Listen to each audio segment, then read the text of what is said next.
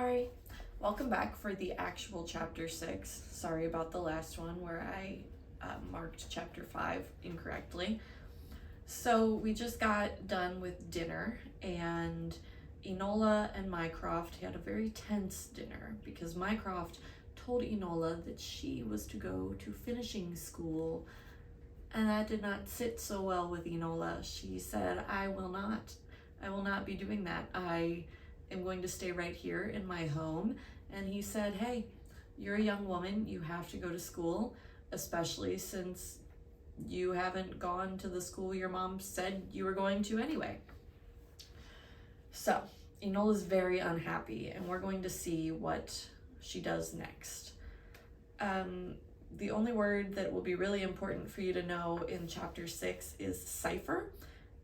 If you remember, Enola's mom gave her a book of ciphers, and those are puzzles, like things that are things that you have to figure out. They are puzzles, but they're often, different codes. Codes would be a good word for it. So you have to unscramble the code. Chapter the 6th. That night I could not sleep. Indeed, at first I could not even be still.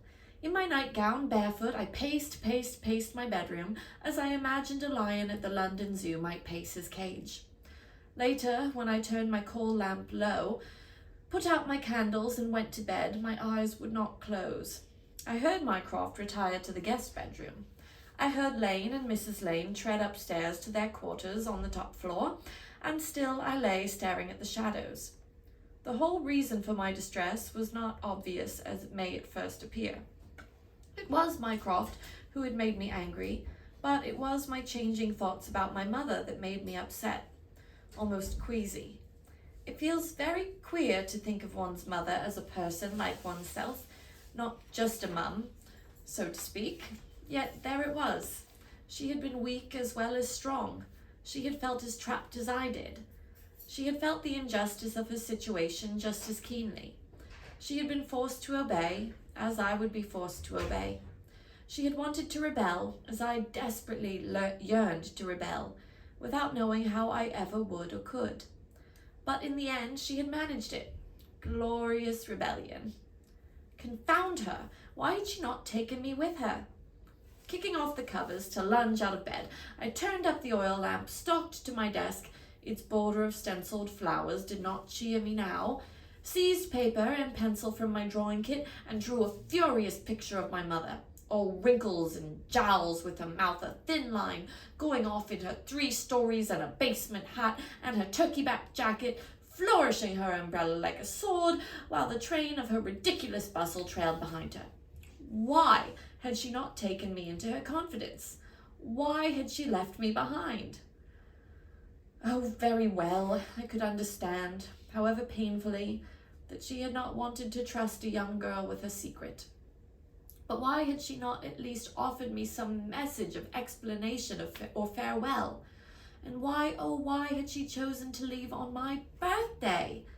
Mum never in her life took a stitch without thread. She must have had a reason. What could it be? Because I sat bolt upright at the desk, my mouth agape. Now I saw, from Mum's point of view, and it made perfect sense. Mum was clever. Clever. She had left me a message, as a present. On my birthday, which was why she had chosen that day of all days to leave, a day for the giving of gifts, so no one would notice. I leapt up. Where had I put it? I had to light a candle to carry with me so I could see to look around my bedroom. It was not on the bookshelf.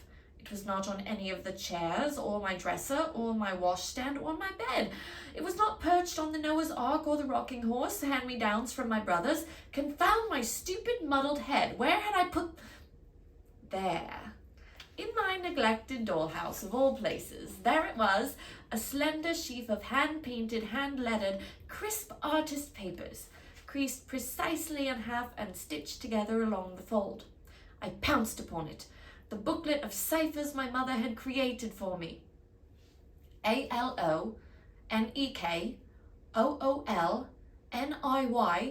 MSMUMEHTNASYRHC in my mother's flyaway lettering. One glance at the first cipher made me shut my eyes, wanting to cry. Think, Enola. It was almost as if I heard my mother chiding me from inside my head. Enola, you'll do quite well on your own. I opened my eyes, stared at the line of jumbled letters and thought, very well. First of all, a sentence would not likely have words all of 3 letters. Taking a fresh sheet of paper from my drawing kit, I pulled close the oil lamp on one hand and the candle on the other, then copied the cipher like this. ALONEKOOLNIYMSMUMEHTNASYRHC. The first word sprang out at me. Alone! Or was it Enola? Try it backwards. Chrysanthemums my in look Enola. My eye passed over the first part to seize upon the letters mum. Mum. Mother was sending me the message about herself. Mums, my in look Enola. The order of words sounded backwards. Enola, look in my... Oh, for heaven's sake! Chrysanthemums! The border of flowers painted around the page should have told me. Gold and russet chrysanthemums. I had solved the cipher. I was not totally stupid. Or perhaps I was, for what on earth did it mean? Enola, look in my chrysanthemums. Had Mother buried something in a flower bed somewhere? Unlikely. I doubted she'd ever held a shovel in her life. Dick took care of such chores, and in any event, Mother was no gardener. She liked to let hardy flowers, such as the chrysanthemums, take care of themselves. The chrysanthemums outside. What would she consider her chrysanthemums? Downstairs, the casement clock struck 2. Never before had I been up so late at night. My mind felt as if it were floating, not quite anchored in my head anymore. I felt tired and calm enough to go to bed now, but I did not wish to. Wait. Mother had given me another book, The Meanings of Flowers. Reaching for it, I consulted the index, then looked up chrysanthemum. The bestowing of chrysanthemums indicates familial attachment and, by implication, affection. Implied affection was better than nothing. Idly, I looked up the sweet pea blossom. Goodbye, and thank you for a lovely time. A gift made upon departure.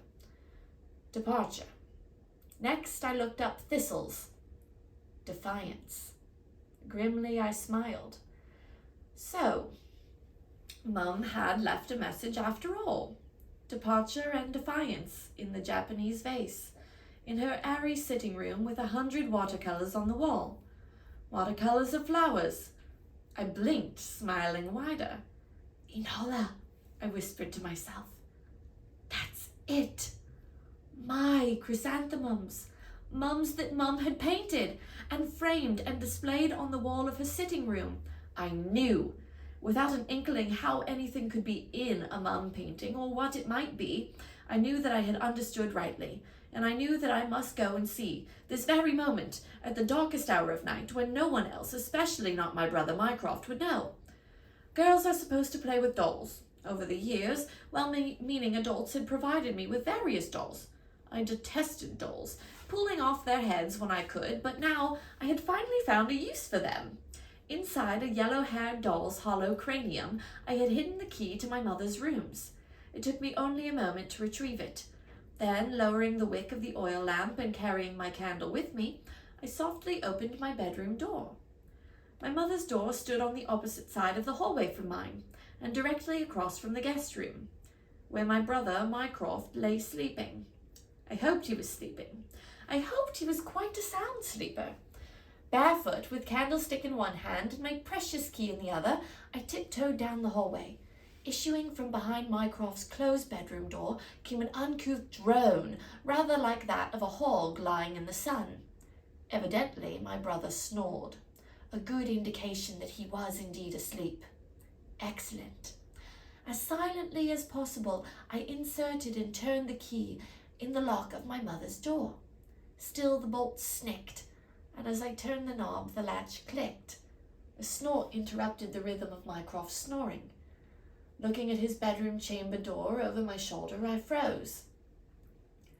I heard some wallowing sounds, as if he were turning over. His bedstead creaked. Then he snored on. Slipping into Mum's private parlour and closing the door behind me, I breathed out. Lifting a candle, I looked up at the walls. So many watercolours my mother had painted of so many different sorts of flowers. I searched the four walls, straining my eyes to see the pictures in the wan candlelight.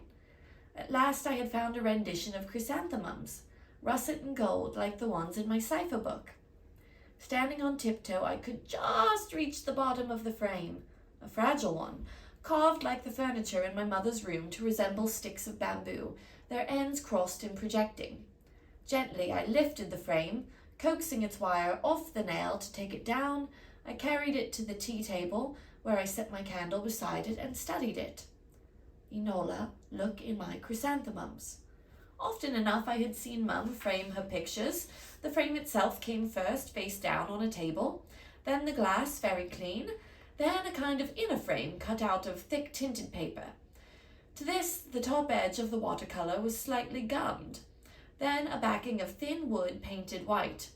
Tiny nails driven edgewise into the frame held everything in place, and finally, Mother would paste down brown paper over the back of the frame to hide the nails and keep out dust. I turned the chrysanthemum picture over and looked at its brown paper. Taking a deep breath, I pried at one corner with my fingernail, trying to peel the paper off in one piece. Instead, a long strip of brown tore away, but never mind. I saw something nestled at the bottom of the picture. The brown paper and the wooden backing. Something folded. Something white. A note from Mum. A letter explaining her desertion, expressing her regrets and her affection, perhaps even inviting me to join her. With my heart pounding, please, please, and with my fingers shaking, I fished out the rectangle of crisp paper. Trembling, I opened it.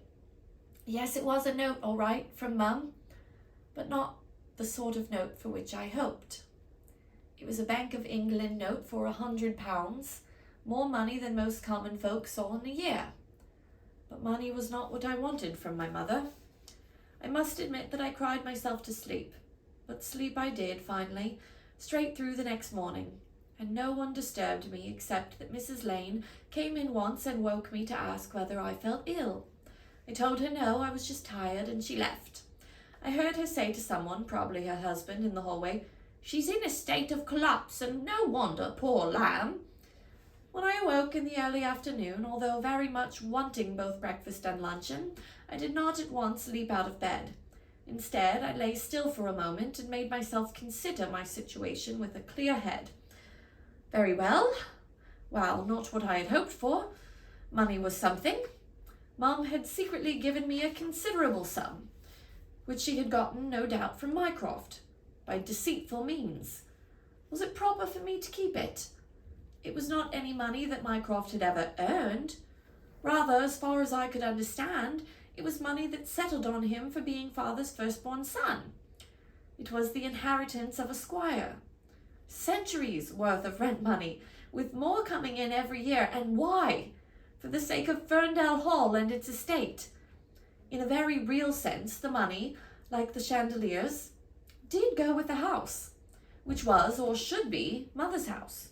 Legally, the money was neither Mother's nor mine, but morally, many, many times, Mum had explained to me how unfair the laws were.